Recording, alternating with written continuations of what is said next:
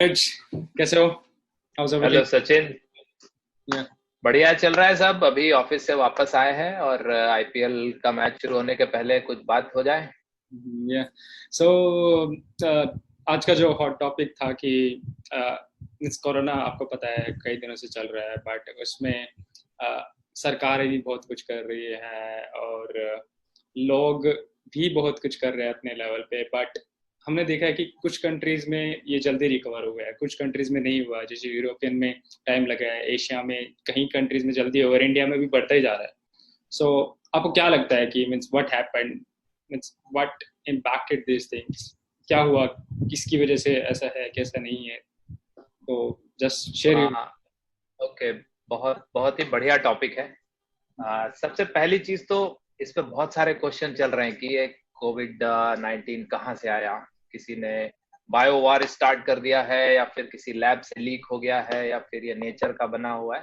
खैर उस पे नहीं जाते हैं क्योंकि वो सब पॉलिटिकल और ये सब कंट्रीज की फाइटिंग और वो सब चलती रहेगी। सबसे ज्यादा इम्पोर्टेंट जो कॉमन लोगों के लिए है, जो मेरे तुम्हारे लिए इम्पोर्टेंट है, कि आप खुद इससे इन्फेक्टेड ना हो जाएं।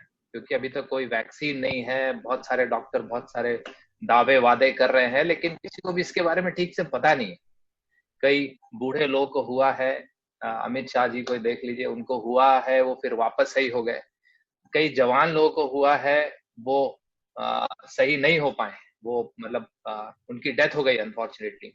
तो इसके बारे में किसी को कुछ पता नहीं है। तो सबसे इम्पोर्टेंट चीज ये है, जो थोड़ी बहुत चीजें पता है, कि आप अपने आप को बचाइए। और मैं थाईलैंड में रह रहा हूँ 10 साल से। और मैंने देखा है थाई लोग इस चीज के लिए बहुत ज्यादा सेंसिटिव होते हैं। जो भी उनका, जो चीज उनको इम्पैक्ट करती है उस पर बहुत ज्यादा सेंसिटिव होते हैं। तो जैसे ही जनवरी फरवरी में ये चाइना से ये वीडियोस आने लगे कि लोग इन्फेक्टेड हो रहे हैं और रोड पर चलते चलते गिर जा रहे हैं, तो थाई लोगों ने सोचा, देखा कि इसमें क्या है, अपने आप को कैसे बचाएं। मैंने लिटरली लोगों को देखा है हाथ में सैनिटाइजर लेकर घूमते हुए। और मेरी कॉमन बिल्डिंग है यहाँ पर, कुछ 500 अपार्टमेंट हैं, 500 रूम्स हैं, यूनिट्स हैं। लोग निकलते हैं, जो डोर्स के हैंडल है उनको सैनिटाइजर से साफ करते हैं, मास्क पहनते हैं। कुछ तो बूढ़े लोग ऐसे हैं जो मतलब कुछ भी टच नहीं करते। लोगों ने ट्रांसपोर्ट में जाना बंद कर दिया अपने आप ही। मतलब गवर्नमेंट को किसी को फोर्स नहीं करना पड़ा, या जो मेट्रो ट्रेन यहाँ पर चलती हैं उनको उन्हें बंद नहीं करना पड़ा, लोग खुद ही लोगों ने जाना बंद कर दिया। तो ये बहुत जरूरी है कि आप अपने हिसाब से देखिए कि आपको क्या उसमें हो रहा है। आप किस तरह से अपने आप को बचाएं, जो भी उसमें नुकसान हो सकता है। और वहीं तुम इंडिया का देखो, जैसे तुमने बोला कि एशिया की बहुत सी कंट्री ने जल्दी रिकवर कर लिया है, बहुत सी कंट्रीज ने नहीं किया है। तो it's all about action from people, common person. जो लोग इम्पैक्टेड हो रहे हैं, मर रहे हैं, उन्होंने क्या किया है, कैसे उसको हैंडल किया है। गवर्नमेंट्स की बात भूल जाओ, चाइना, इंडिया, यूएसए, ये सब तो पॉलिटिक्स चलती रहेगी। इंडिया में लोग स्टार्टिंग में ये बोलते रहे कि हमारी बहुत इम्यून इम्यून सिस्टम बहुत अच्छा है। हम अदरक हैं और ये बाबा रामदेव की जड़ी बूटियां हैं और ये है वो है। वो अपने हिसाब से इम्यून सिस्टम बढ़ाती हैं। लेकिन ये एक ऐसी चीज है जो कभी किसी ने देखी नहीं थी। तो बजाय कॉन्फिडेंटली बिना किसी एविडेंस के इन पर पूरी तरह से विश्वास करने के, लोगों को खुद को बचाना चाहिए था। और उसी वजह से ये प्रॉब्लम हुई है। वहीं यूएस में उन्होंने देखा कि ये तो एशिया का कुछ प्रोपेगेंडा है, चाइनीज प्रोपेगेंडा है, या कुछ भी इस तरह की चीज है, कि वो उन्होंने उसको एक तरह से उसकी रैंकिंग कम कर दी कि ये चीज एशिया से आई है तो कुछ ज्यादा इंपॉर्टेंस देने की जरूरत नहीं। तो इस वजह से अमेरिकन को इस चीज से गुजरना पड़ रहा है। जो भी वहां पर करीब 1 लाख के करीब लोग मर गए हैं वहाँ। Exactly, exactly. लेकिन इंडिया में जो डेथ रेट है वो बहुत कम है as compare to US, but still people, मतलब लोग मर रहे हैं और ऐसा हो रहा है। हाँ, आपकी बात सही है कि लोग केयरलेस हैं और इस चीज को सीरियसली नहीं ले रहे हैं। तो वो चीज इम्प्रूव करनी होगी, मतलब हम सबको। और थाईलैंड में जैसे आपने बताया कि 4 महीने से शायद कोई भी लोकल केस नहीं है, राइट? सो हाँ, थाईलैंड में लोगों ने बिल्कुल इस पर अब गवर्नमेंट ने और ऑफिशियल्स ने ध्यान देना ही बंद कर दिया है। इन द सेंस, क्योंकि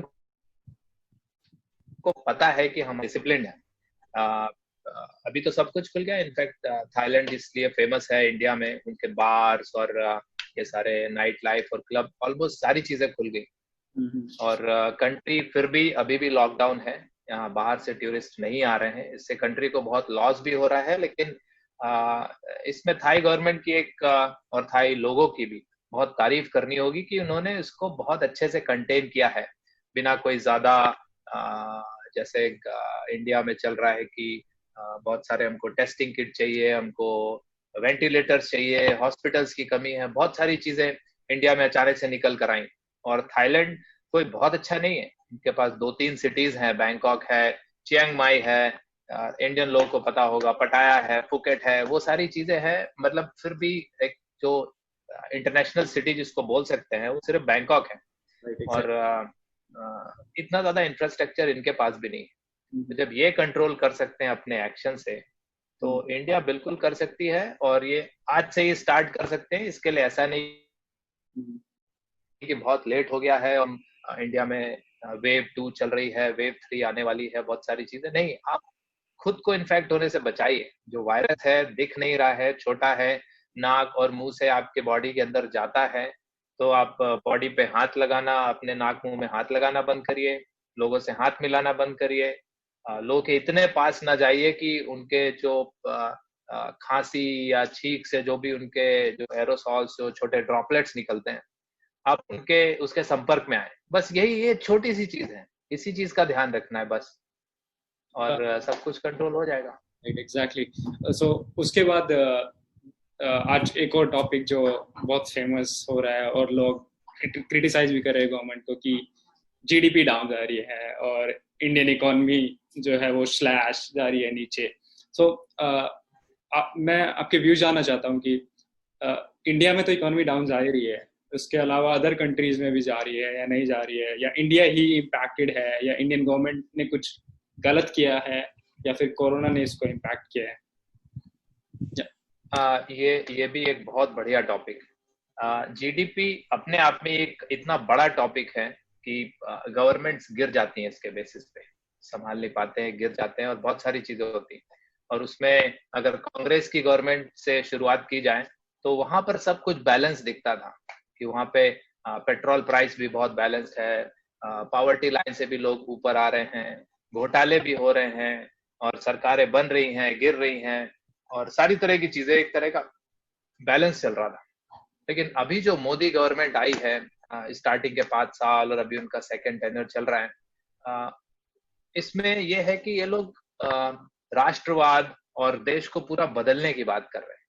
हमेशा कुछ ना कुछ नया आता रहता है कि हाँ देश में इतना बड़ा बदलाव हुआ, और कुछ इस तरह की चीजें की है, जैसे नोटबंदी हो गई, लोग उसके बारे में गलत सही बोलते रहते हैं कि हाँ उसका इम्पैक्ट क्या होगा और किस तरह होगा। छोटा सा एग्जांपल दें कि आपको बहुत ज्यादा क्या बोले कि जैसे पैर में दर्द हो रहा है आपके, बहुत ही छोटा सा एकदम माइन्यूट सा एग्जांपल है, बच्चे को भी समझ में आएगा। पैर का आपको दर्द हो रहा है और आपको क्लिनिक जाना है, क्योंकि इलाज वही हो सकता है, आपके पास दवा नहीं है, आपके घर में डॉक्टर नहीं है, तो आपको क्लिनिक जाना है जो घर से 100 मीटर दूर है, तो चल के ही जाना होगा, राइट। और जब आप चलेंगे तो दर्द होगा पैर में, राइट। और तो उसी तरह का है भी अभी का जो विपक्ष का रवैया है, वो ये है कि देखो पैर में दर्द हो रहा है और ये चलने से और दर्द शुरू हो गया है, और ये तो बहुत सब कुछ बर्बाद हो गया। तो एक इस व्यू पॉइंट से देखा जा सकता है जो सरकार अभी बड़े फंडामेंटल चेंजेस कर रही है। वैसे तो मोदी गवर्नमेंट में कोई भी मंत्री या खुद नरेंद्र मोदी कुछ इस चीज के लिए फेमस नहीं है कि इन्होंने बहुत बड़ा इकोनॉमी का काम किया है या कुछ बहुत बड़ा बदलाव ला सकते हैं, या कुछ हिस्ट्री है इनकी कि इन्होंने इकोनॉमिकल रिफॉर्म और उस सब के लिए टेक्निकल चीजें है ना, ये इतना आसान नहीं है राष्ट्रवाद की तरह कि हाँ कॉमन सेंस से काम चल जाए, लोगों को उसमें पूरा स्टडी करनी पड़ती। तो अभी अगर इस चीज को मान के चले, जो एग्जांपल मैंने दिया कि पैर में चोट है और आपको हॉस्पिटल तक जाना है या क्लिनिक तक जाना है, तो चल के थोड़ा बहुत कष्ट करके वहां पहुंचना पड़ेगा जहां आपको इलाज मिले उसका। तो अभी इकोनॉमी में अगर बड़े जो रिफॉर्म चेंज इन्होंने किए हैं, जो इंडिया की जो खुद की ब्यूरोक्रेसी है उसके हिसाब से जो इन्होंने जो सॉल्यूशंस दिए हैं, कि हाँ नोटबंदी कर दी जाए या बाकी चीजें कर दी जाए। कॉमन सेंस से अगर एक आम इंसान देखता है उसको सही लगता है, तभी तभी नरेंद्र मोदी को वोट मिल रहे हैं, क्योंकि कॉमन सेंस से लगता है कि हाँ भाई नोटबंदी करेंगे तो जिन्होंने छुपा के रखा हुआ है या जो टेररिज्म है या जो कुछ भी हो रहा है जहां पर ये इलीगल मनी सर्कुलेशन चल रहा है वो सारा कुछ रुकेगा, राइट। आर्टिकल 370 हटा देते हैं तो इंडिया कश्मीर से जुड़ेगा और पाकिस्तान थोड़ा अलग होगा, क्योंकि सेंट्रल गवर्नमेंट का कंट्रोल आएगा उसमें। राज्य सरकारों के ऊपर हमेशा आरोप लगते रहते हैं कि वो मिले हुए हैं, आतंकवादियों को मदद करते हैं, दोनों तरफ से फायदा उठाते हैं। सेंट्रल गवर्नमेंट से जो पैसा आता है उसको वो खा जाते हैं, करप्शन हो जाता है, सब हो जाता है, और वहीं पाकिस्तान को हेल्प करते रहते हैं ताकि उनका टेररिज्म से रिलेटेड और सेंट्रल गवर्नमेंट को ब्लैकमेल करने का जो उनका जो कई दशकों से चला रहा है वो चलता रहे। तो इस तरह की चीजें अगर देखी जाए तो हाँ जीडीपी डाउन है, और इसका बहुत ही आसान सा एग्जांपल है, अगर इसमें भी कॉमन सेंस लगाया जाए कि जब देश पूरा लॉकडाउन है, कुछ कारखाने वगैरह नहीं खुले हैं, फैक्ट्रियां नहीं खुली हैं, स्कूल नहीं खुल रहे हैं, तो जीडीपी कहाँ से ऊपर जाएगा? मतलब ये तो मतलब एकदम जैसे तुमने खाना नहीं खाया है तो भूख लगेगी ना, तुम इसमें आश्चर्य की क्या बात है? राइट। ये हाँ ये हो सकता है कि हाँ ये हो सकता है कि जीडीपी पहले से काफी ज्यादा उनके जो रेगुलेशंस थे, जो नए नए रूल लाए हैं और रिफॉर्म कर रहे थे, राइट, कि अभी लोगों के पास जो कैश में सारी चीजें चल रही थी, लोग के इतने इलीगल बिजनेस थे, जैसे नरेंद्र मोदी बोलते हैं कि 120 करोड़ लोगों में से कितने लोग टैक्स देते हैं? 3 लाख या 3 करोड़, आई थिंक 3 करोड़ या कुछ भी, जो भी डायरेक्ट इनकम टैक्स है सिर्फ 3 करोड़ लोग देते हैं, राइट। तो वो वही है कि वो सारा कैश पे चल रहा था, और जो पैरेलल इकोनॉमी जो चल रही थी जो कि इलीगल नहीं है, लेकिन वो टैक्स क्योंकि उसमें की चोरी हो रही थी, जिस वजह से सरकार को पैसा नहीं मिल रहा था, और सरकार को पैसा नहीं मिल रहा था इस वजह से वो उस जो कैश इकोनॉमी वाला सेक्टर है उसको वो लोग उतनी हेल्प भी नहीं कर पा रहे थे, क्योंकि भाई जब टैक्स नहीं आएगा तो रोड्स नहीं बनेगी इलेक्ट्रिसिटी के लिए, और वो सब के लिए गवर्नमेंट को पैसे लगते हैं। तो एक तरह का एक साइक्लिक प्रोसेस है कि टैक्स आता जाएगा, हम आपको बेटर फैसिलिटी देंगे और आप अच्छा बिजनेस करेंगे, अपने शहर से निकल के अपने स्टेट के दूसरे शहरों में बेचेंगे, फिर स्टेट से निकल के दूसरे स्टेट्स में बेचेंगे, फिर उस पूरे देश से निकल के आप दूसरी कंट्रीज में बेचेंगे। तो यही सर्कुलेशन ऐसे ही चलता है, और चाइना ने ऐसा किया है, इंडोनेशिया ने ऐसा किया है, बांग्लादेश ने किया है, और कंट्रीज ऐसे ही डेवलप करती। तो उस तरह की वो मेडिसिन देनी, जो वो एग्जांपल दिया मैंने कि हॉस्पिटल तक क्लिनिक तक चल के तो जाना ही पड़ेगा, तो उसमें जितना भी एक्स्ट्रा दर्द होगा तुमको तो वो तो झेलना ही पड़ेगा, उसका कोई ऑप्शन नहीं है। एग्जैक्टली हाँ। और जैसे आपने देखा कि इट्स नॉट जस्ट कि इंडिया की ही इकोनॉमी डाउन है, थाईलैंड में भी आपने देखा कि टूरिज्म नहीं है, और यूएस की भी इकोनॉमी डाउन है, शेयर बाजार डाउन है। सो ये ऐसा नहीं है कि सिर्फ इंडिया की इकोनॉमी इम्पैक्टेड है, जो कि लोग कहते हैं कि हाँ भाई इंडिया की जीडीपी डाउन होगी मोदी की वजह से एंड ऑल। थोड़ा बहुत impact, agree with you, right.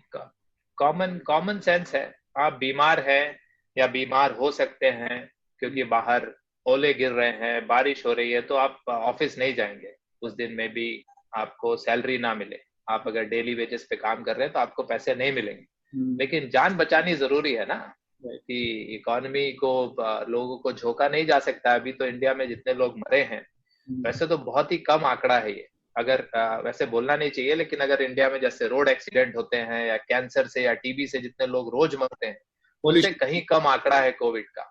Pollution से मरते हैं, राइट, और लड़ाई झगड़े से मरते हैं, मोहल्ले मोहल्लों में लड़ाई होती है, वो सब चीजें अगर वो से कंपेयर करोगे तो बहुत ही कम आंकड़ा है ये। बट ये है कि पूरे दुनिया इस पे देख रही है, और भारत की बड़ी जनसंख्या है तो ज्यादा लोग आ रहे हैं, नॉर्मल है। थाईलैंड की कम जनसंख्या है, यहाँ पर केसेस क्या बोलते हैं कि टेस्टिंग भी ऐसी फोर्सफुल टेस्टिंग नहीं हो रही है, कंट्री पूरी लॉकडाउन है, लोग थोड़ा अवेयर्ड है, तो यहाँ पे केसेस कम आ रहे हैं। मतलब बहुत ही कॉमन और बिल्कुल कॉमन सेंस है, इसमें कुछ तुमको पीएचडी करने की जरूरत नहीं है कि भाई जीडीपी क्यों डाउन है। यू नो लोग पॉलिटिकली इसको यूज कर रहे हैं और ट्राई टू कह रहे हैं कि इंडिया खराब कर रहा है, चाइना अच्छा कर रहा है. हाँ, but yeah it was very nice discussion with you I guess. And हमने बहुत अच्छे अच्छे टॉपिक्स पे डिस्कस किया है, और आपने बहुत अच्छे पॉइंट्स बताए हैं विच आर वेरी यूजफुल, और कॉमन आदमी को इस न्यूज़ के बारे में पता चलना चाहिए. That's why we are famous for filter news, right? So we should provide the exact news and the reality instead of doing any propaganda, right? कोई propaganda नहीं करना है हमें, right? So ये बहुत ही अच्छा चैनल स्टार्ट किया है सचिन तुमने. फिल्टर्ड न्यूज मतलब जैसा कि नाम है कि सिंपल कॉमन सेंस की बातें, कोई प्रोपेगेंडा नहीं, कोई एनिमेशन जैसे न्यूज चैनल आजकल इंडिया के दिखा रहे हैं. इंडिया चाइना की चैनल्स पर तो वॉर ऑलरेडी स्टार्ट हो गई और इंडिया उसमें जीतने भी वाला है, राइट? तो सिंपल सी बातें, नॉर्मल सेंस, जो अभी तक चाय के जो मतलब दुकानों पे लोग आपस में बात करते हैं, जहां पर आप कम्युनिकेशन इजिली कर सकते हैं, कॉमन सेंस और कॉमन लोगों को इम्पैक्ट करने वाली चीजें. ऐसा नहीं कि हम ये प्रोपेगेंडा चलाएंगे क्योंकि कहीं चुनाव आ रहा है या कुछ दूसरी तरह की चीजें आ रही. तो बहुत ही बढ़िया इनिशिएटिव है और मुझे लगता है कि लोग इसको बिल्कुल देखेंगे और देखने के बाद उसको सीखेंगे भी. और चूंकि हम लोग दूसरी कंट्री में हैं, तो कई बार ऐसा होता है कि आप जब समस्या से थोड़ा दूर खड़े होते हैं तो आपको समस्या अच्छे से दिखती है. exactly. और अपना व्यू पॉइंट आप ठीक से देख सकते हैं कि हाँ ये चीज गलत हो रही है. राइट. लोग बोल सकते हैं कि हाँ अब देश में नहीं रहते तो आपको क्या पता होगा कैसी चीजें, लेकिन हाँ आप भी अगर किसी एक छोटे शहर में रहते हैं तो आप भी पूरे देश में नहीं घूमते, अपने ही शहर में रहते हैं और अपने शहर की चीजें, आपका भी जो कम्युनिकेशन है वो न्यूज चैनल से आता है, लोगों से मिलकर आता है, लोगों से बात करके आता है. तो हम भी वही करते हैं. तो बहुत ही अच्छा इनिशिएटिव है. All the best for this. Alright, so thank you for today and we'll continue our discussion next time. अगली बार भी okay. टॉपिक पे डिस्कस करेंगे और अच्छी न्यूज़ लेके आएंगे सबके लिए. So all right, and have a good day everyone. See you again. Okay, bye bye.